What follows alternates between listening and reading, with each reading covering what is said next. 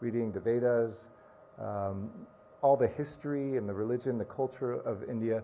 Thought I'd come back my junior year to live in Bodh Gaya and do a Buddhist studies program, but politics got in the way.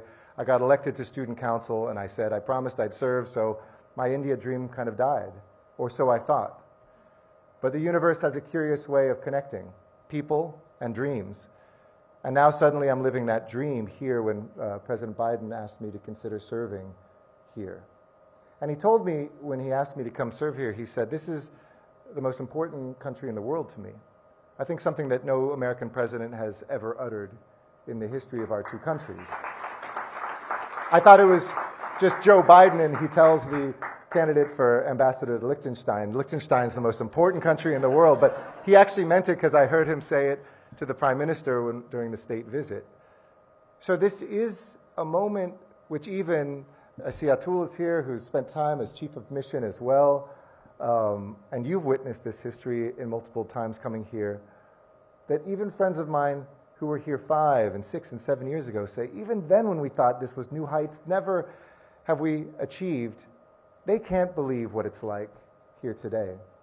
In the first 5 months of my time as ambassador, we'll have had a state visit, and those of you who follow diplomacy know if you can get 2 or 3 agreements out of a state visit, that's pretty successful. We had 131 different things that we were talking, from technology to trade, from the environment to women's empowerment, from small businesses to space. We used to say the sky's the limit, but now that we're working together in space, not even the sky is the limit.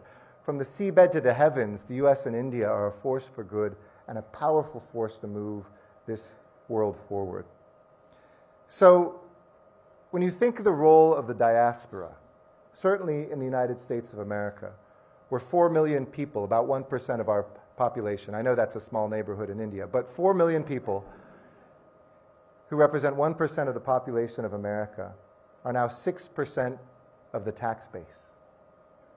They are 10% of Fortune 500 CEOs, the old joke which you couldn't succeed if you were Indian as a CEO, now you have to be Indian to be a CEO in America.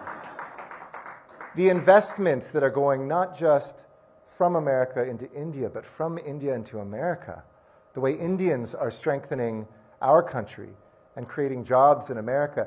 The old cliches of this being the back office is now, this is the IP center.